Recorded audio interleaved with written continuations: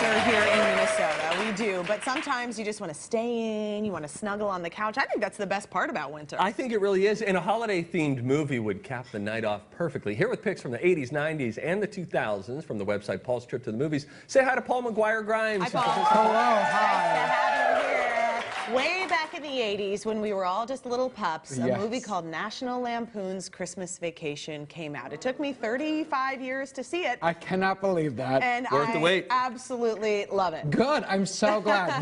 This is the movie that it's my favorite of the vacation series. This is the third one, and I think it's by far the funniest one. We watch it every year, if not multiple times every Christmas, and I will laugh out loud every time. It's the only DVD I own because Emily Engberg bought it for me for Christmas a few years ago because she was so horrified that I had never seen it. I mean, I think we can all relate to it. So Clark, who loves Christmas, decides to invite the in-laws and his relatives over, and it's just mayhem and madness that ensues afterwards. Julia Louis-Dreyfus is in it as the neighbor Margot. Right. Her and Todd die laughing. They're so Randy good. Quaid, Beverly D'Angelo, and then young Johnny Galecki from The Big Bang Theory is also in this, Juliette Lewis. I mean, I cannot tell you how funny I think this movie is. And the comedy holds up. Oh, totally holds up. My father-in-law stops breathing every time he watches it. He's laughing so hard at it. He has like sleep apnea, but for a Christmas vacation. Right. I mean, it's worth it. Yeah. That is a really fun Boy, one. that got serious for a second. I didn't know where that went. It just I used to have it, so I get it. Okay, Yeah, well, I used to have sleep apnea. There goes HIPAA out the window.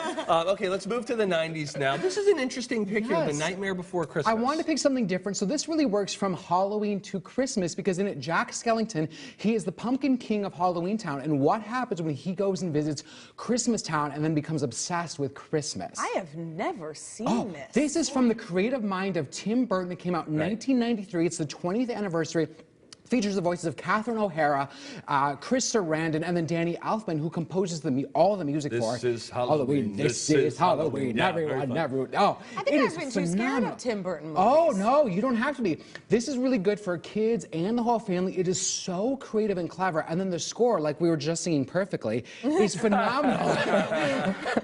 Our 4-year-old godson was over last weekend to visit, and he had just been watching it. We just watched it, so we were singing the songs together, and it was so much fun. Okay, that's exciting. Yeah. We need to make sure we have enough time for this last one. This is a movie from the 2000s. Yes, My Stevie. fear is that too many of you have not seen the magic that is the holiday. I mean, you know, this is from 2006. It's from Nancy Myers. That is Cameron Diaz and Kate Winslet. They're both feeling unlucky in love around the holidays, so they did decide to do a house swap. So Cameron Diaz heads to England, and then Kate Winslet comes to America, and there they meet Jack Black and Jude Law in a hot turtleneck. May I say something about Jack Black here? My wife was never really a big fan of Jack Black. He can be a bit over the top. Yes, I have always loved his work, but she loves him. He is so good in this, and a rare thing, Paul, 2 competing storylines, and you love them each. Yes. I mean, Kate Winslet's one of my favorites. I've always loved her storyline, but I really grew to really like the Cameron Diaz one as well, partially because of Jude Law, but I think she really excels in this one. And like you said, Jack Black, a little understated. He's not hamming it up for the counter like you always do. And then Eli Wallach is superb. Eli Wallach is outstanding. I haven't seen this one in a long time. Oh, Elizabeth. And for anyone who loves a beautiful score in a movie,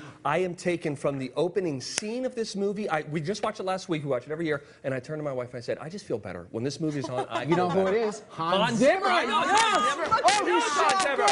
I know. He's so good. Such a really sweet, whimsical, lovely. You just want to cozy under a blanket with a fireplace on, a cup of coffee. Do you guys need to get your own room together? I just want to stand near Paul right now because I just feel like we get each other. We do get each other. We should watch the holiday together. Oh, come on over. We have a huge theater room. It'll be great.